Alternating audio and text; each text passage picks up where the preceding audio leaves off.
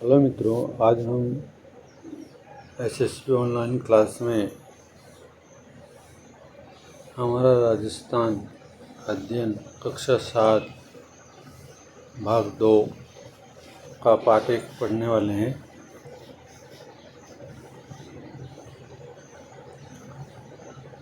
आप सभी मित्रों से आग्रह है कि चैनल को सब्सक्राइब करें, बेल आइकन बटन को प्रेस करें और वीडियो को अधिक से अधिक अपने मित्रों को शेयर करें। पाठ 1।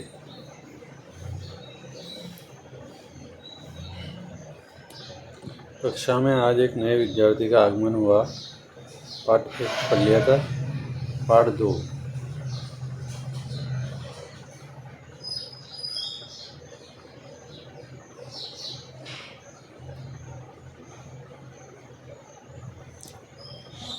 खनिज एवं ऊर्जा संसाधन। प्राकृतिक संसाधनों में खनिज संसाधन महत्वपूर्ण है। कौन सा संसाधन महत्वपूर्ण है? खनिज संसाधन। राज्य में विभिन्न प्रकार के खनिज पाए जाते हैं। हमारे दैनिक उपयोग में आने वाली अनेक वस्तुएं खनिजों से प्राप्त उत्पादों से ही निर्मित होती है। औद्योगिक विकास के लिए खनिजों की उपलब्धता क्या होती है? महत्वपूर्ण होती है। खनिज एक निश्चित रासायनिक संगठन वाले भौतिक पदार्थ होते हैं। निश्चित रासायनिक संगठन, याद रखना, निश्चित, जिन्हें खदानों से खोद कर निकाला जाता है। सीसा, जस्ता, चूना पत्थर, अभ्रक, कोयला, तांबा, लोहा, ये खनिज तेल, ये सभी रासायनिक संगठन, निश्चित रासायनिक संगठन से बने भौतिक पदार्थ है और जिन्हें खोद कर निकाले जाते हैं। खनिजों के प्रकार। खनिज 3 प्रकार के होते हैं। धात्विक खनिज, जिन खनिजों में धातु की मात्रा पाई जाती है उन्हें धात्विक खनिज कहते हैं। खनिजों को पिघलाकर नवीन उत्पाद प्राप्त किए जा सकते हैं और ये कठोर होते हैं और इनमें चमक होती है। तो धात्विक खनिज की क्या विशेषता है कि इनको पिघलाकर नवीन उत्पाद प्राप्त किए जा सकते हैं, कठोर होते हैं और चमक होती है।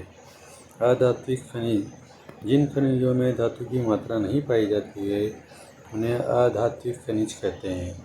ये प्रकृति में जैसे मिलते हैं वैसे ही इनका उपयोग में लाया जाता है, अतः इनमें कोई बदलाव नहीं किया जा सकता है।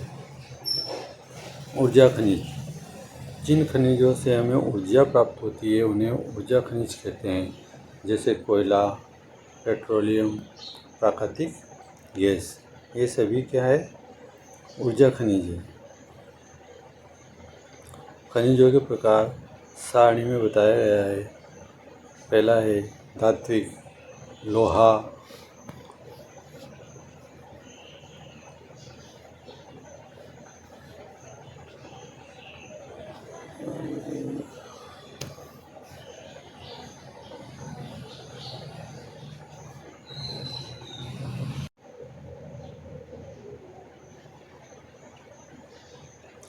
धात्विक खनिज में लोहा, एस्क, मैग्नीज, सीसा, जस्ता, चांदी, तांबा, और अधात्विक खनिज में चूना पत्थर, जिप्सम, संगमरमर, अभ्रक, फॉस्फेट, घिया पत्थर, नमक, बलुआ पत्थर इत्यादि अधात्विक खनिज में आते हैं।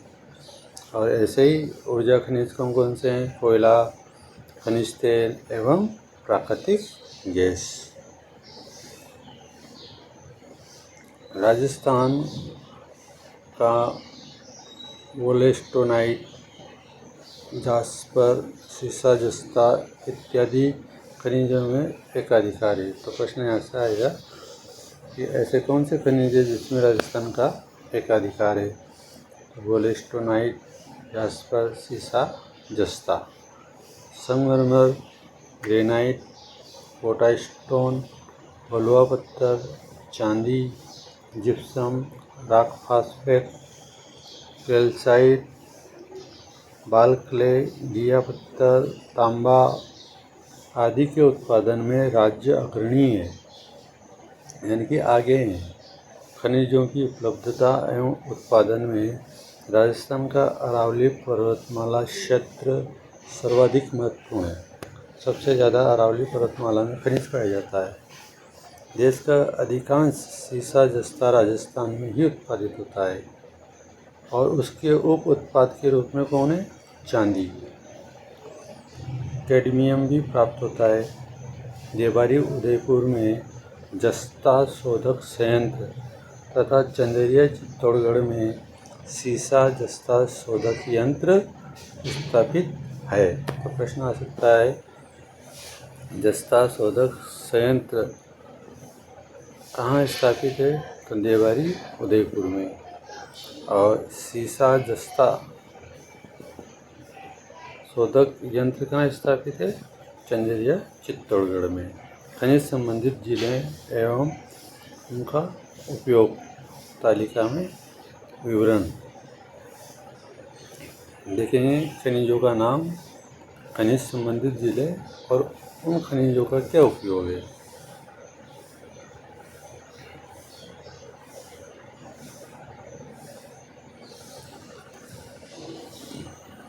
पहला आता है आपके सीसा जस्ता। सलूम्बर जावर क्षेत्र भीलवाड़ा राजसमंद जिले में सीसा जस्ता उत्पादित होता है। इसका उपयोग है अम्ल बैटरी, सुरक्षा उपकरण, बर्तन, सौंदर्य प्रसाधन, रंग उद्योग। तांबा झुंझुनू, खेतड़ी, अलवर, शिकर, विद्युत तार, उपकरण और बर्तन। विद्युत तार, उपकरण और बर्तन, इनमें तांबा खनिज का उपयोग किया जाता है। यह उपयोग होता है लोह अयस्क में जयपुर, शिकर, झुंझुनू। इसका उपयोग क्या है? मशीनरी, रेलवे पटरी निर्माण, भवन निर्माण इत्यादि में लोह अयस्क का उपयोग किया जाता है। चांदी सलूम्बर राजसमंद जिले में उत्पादित होती है। उपयोग है आभूषण, सिक्के बनाने में, सजावटी वस्तुएं बनाने में। जिप्सम खनिज बीकानेर, नागौर, श्रीगंगानगर, बाड़मेर, जैसलमेर, बालोतरा इत्यादि जिलों में जिप्सम का उत्पादन होता है और इसका उपयोग क्या है? रासायनिक उर्वरक बनाने में, प्लास्टर ऑफ पेरिस में, सीमेंट में जिप्सम का उपयोग किया जाता है। राक फास्फेट उत्पादित जिले हैं इसके उदयपुर, जैसलमेर, बांसवाड़ा, जयपुर। और सबसे अधिक राक फास्फेट का उपयोग होता है रासायनिक उर्वरक यानी कि रासायनिक खाद बनाने में इसका उपयोग किया जाता है। अभ्रक खनिज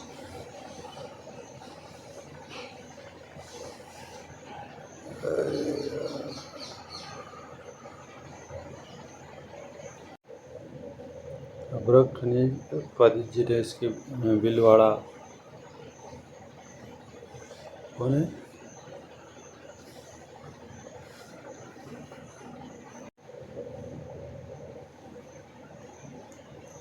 भीलवाड़ा, अजमेर, उदयपुर।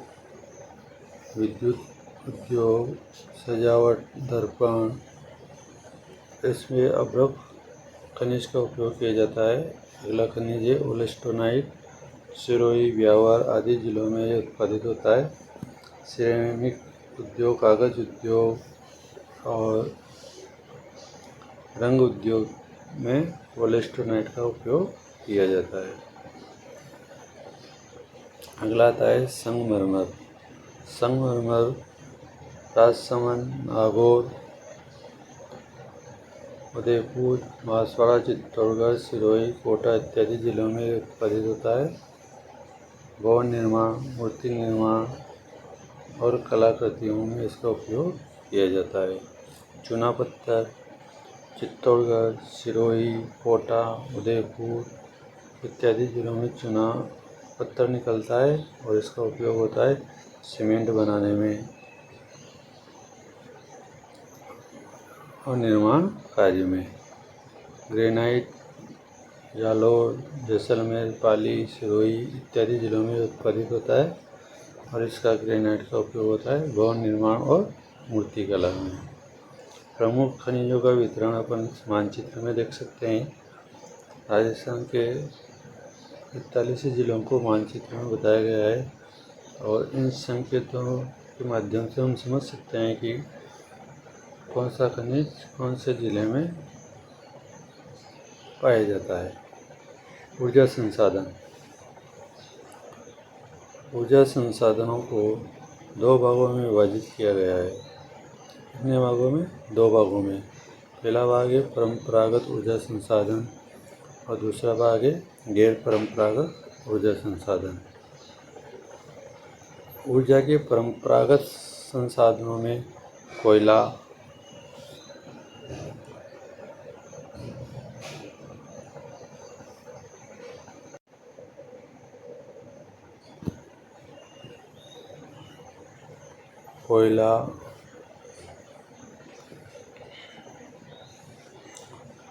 खनिज तेल, प्राकृतिक गैस इत्यादि आते हैं। एक बार उपयोग में लेने पर सदा के लिए समाप्त हो जाते हैं, यानी इनका दोबारा निर्माण नहीं होता है। ऊर्जा के गैर परंपरागत संसाधनों में परमाणु ऊर्जा, पवन ऊर्जा, सौर ऊर्जा इत्यादि आते हैं और इनका उपयोग बार बार किया जा सकता है। अर्थात दोनों में अंतर क्या है कि जिन ऊर्जा संसाधनों का हम परंपरा से उपयोग करते आ रहे हैं उन्हें परंपरागत ऊर्जा संसाधन कहते हैं और जिनका परंपरा यानी कि प्राचीन समय से उपयोग करते नहीं आ रहे हैं उन्हें गैर परंपरागत ऊर्जा के संसाधन कहते हैं। ऊर्जा के परंपरागत संसाधन कौन कौन से हैं पढ़ेंगे। सबसे पहले आता है आपके कोयला। कोयला 4 प्रकार का होता है: एंथ्रासाइट, बिटुमिन्स, लिग्नाइट और पीट। इसमें से एंथ्रासाइट कोयले का उत्तम किस्म का होता है, सबसे उत्तम किस्म का कोयला माना जाता है एंथ्रासाइट। राजस्थान में लिग्नाइट कोयला पाया जाता है। यह लिग्नाइट कोयला पलाना, बरसिंहसर, बीकानेर से उत्पादित होता है। कपुर्डी बाड़मेर से उत्पादित होता है और मेड़ता रोड नागौर से उत्पादित होता है और जैसलमेर क्षेत्र से भी ये उत्पादित होता है लिग्नाइट कोयला। राजस्थान का पहला super thermal power Suratgarh Sriganganagar में है। अक्सर यह प्रश्न आता है कि पहला सुपर थर्मल पावर स्टेशन कहाँ पर है? तो सूरतगढ़ श्रीगंगानगर में। कोटा, कालीसिंग, झालावाड़, छबड़ा, बारा में कोयले पर आधारित विद्युत संयंत्र है। बाड़मेर के गिरल में लिग्नाइट आधारित ताप विद्युत संयंत्र है। तो लिग्नाइट आधारित ताप विद्युत संयंत्र कहाँ पर है? प्रश्न आ गया आपके, तो इसका उत्तर होएगा बाड़मेर के कौन से क्षेत्र में? गिरल में या गिरल में। ये कोयले की खाने बताई गई, देखो चित्र में। अब आता है आपके खनिज तेल एवं प्राकृतिक गैस। जैसलमेर, यहाँ से भी एक न एक प्रश्न आपके अवश्य बनता है।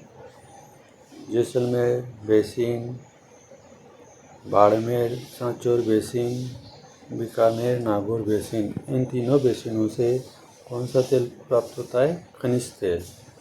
और घोटारू, कमलीताल, तनोट, मनहेरा टिब्बा, रामगढ़, रागेश्वरी, डांडेवाला इत्यादि से प्राकृतिक गैस के भंडार मिलते हैं। सादेवाला जैसलमेर, बागेवाला बीकानेर, ऐश्वर्या, मंगला, बाड़मेर में खनिज तेल पाया जाता है। जैसलमेर में रामगढ़, बारा में अंता, ये इम्पोर्टेंट है। जैसलमेर में रामगढ़, बारा में अंता, धौलपुर में प्राकृतिक गैस आधारित विद्युत गृह है। पंचपत्रा, बालोतरा रिफाइनरी को अपन राजस्थान की मानचित्र में देख सकते हैं। ये रिफाइनरी लगी हुई है तेल शोधक करने के लिए। बाड़मेर में, पंचभद्रा बालोतरा। ऊर्जा के गैर परंपरागत संसाधन। सबसे पहले आते हैं गैर परंपरागत संसाधन में जल विद्युत। जल विद्युत का ऊर्जा संसाधन में प्रमुख स्थान है। राजस्थान में चंबल नदी घाटी परियोजना के अंतर्गत गांधी सागर, राणा प्रताप सागर से जल विद्युत उत्पन्न की जा रही है। बांसवाड़ा जिले में माही बजाज सागर परियोजना से भी जल विद्युत की प्राप्ति हो रही है। कुछ बहुउद्देशीय नदी घाटी परियोजनाओं से भी राजस्थान को विद्युत उत्पादन में हिस्सा प्राप्त हो रहा है, जैसे भाखड़ा नागर और व्यास परियोजना। अब आता है आपके परमाणु ऊर्जा। रावतभाटा परमाणु ऊर्जा संयंत्र देश का दूसरा परमाणु विद्युत संयंत्र है, जो चित्तौड़गढ़ जिले में रावतभाटा में स्थित है। यह पहला अत्याधुनिक तकनीकी एवं प्रौद्योगिकी से बनाया गया संयंत्र है। राजस्थान की दूसरी परमाणु ऊर्जा परियोजना का शिलान्यास कहाँ पर हो रहा है? बांसवाड़ा जिले में। तो ध्यान रखना, दूसरी परमाणु ऊर्जा परियोजना बांसवाड़ा में, और पहली कहाँ है? राजस्थान के रावतभाटा चित्तौड़गढ़ जिले में। देश की दूसरी और राज्य की प्रथम। पवन ऊर्जा। राजस्थान का भौगोलिक स्वरूप एवं जलवायु पवन ऊर्जा के लिए सर्वाधिक उपयुक्त है। वर्तमान में जैसलमेर, प्रतापगढ़, जोधपुर, बाड़मेर, बालोतरा जिलों में पवन आधारित विद्युत ग्रह स्थापित है। ये देखो, ये तो रावतभाटा का परमाणु केंद्र देख सकते हैं अपन चित्र में, परमाणु केंद्र, और ये पवन आधारित पवन चक्कियाँ, और ये नीचे दे रखा है आपके बायोगैस संयंत्र। राजस्थान में पशुपालन प्रमुख व्यवसाय होने के कारण बायोगैस संयंत्र लगाए गए हैं। उदयपुर, जयपुर सहित अनेक जिलों में छोटे छोटे बायोगैस संयंत्र स्थापित किए गए हैं। राजस्थान सरकार द्वारा बायोगैस संयंत्र स्थापित करने हेतु अनुदान भी दिया जाता है और उसका उपयोग घरेलू ऊर्जा के रूप में भी हो रहा है। सौर ऊर्जा, यहाँ से एक प्रश्न बनता है मोस्ट इम्पोर्टेंट। राजस्थान एक गर्म प्रदेश है, अतः सौर ऊर्जा का अधिकतम उपयोग संभव है। इससे सौर ऊर्जा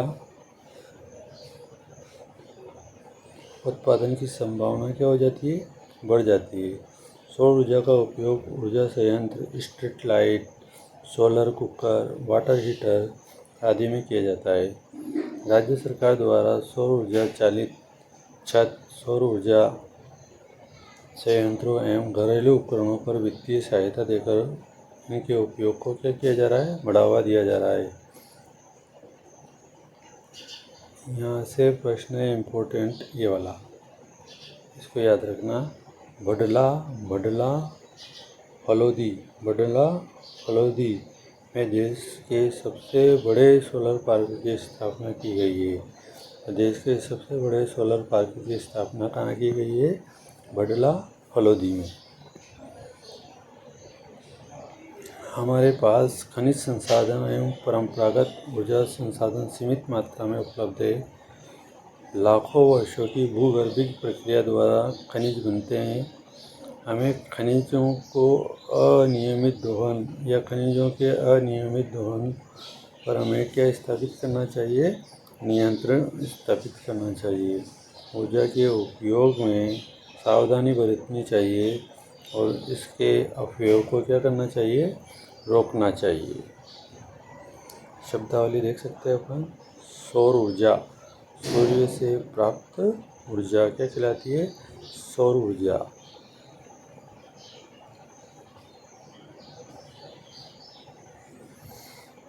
थैंक यू।